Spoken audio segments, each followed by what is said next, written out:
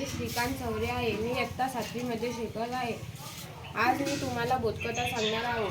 बोधकथेचं नाव आहे शेतकरी आणि साधू. एका गावात रामू नावाचा शेतकरी राहत होता. त्याचे एक स्वप्न होते की एक दिवस त्याच्या शेतामध्ये सोनं उगावं.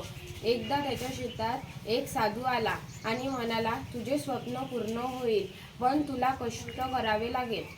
रामूने कष्ट करायला सुरुवात केली. हळूहळू त्याचं शेत फुलू लागलं. त्याचं शेत धान्याने भरलं होतं आणि तो श्रीमंत झाला. त्याला साधूने म्हटलेली गोष्ट कळली आणि तो म्हणाला की साधूने सांगितलेल्या गोष्टीवरून मेहनत हीच खरी संपत्ती होती. मेहनतीचा महत्त्व सांगत होतं आणि या गोष्टीतून हाच तात्पर्य निघतो की मेहनत हीच खरी संपत्ती आहे.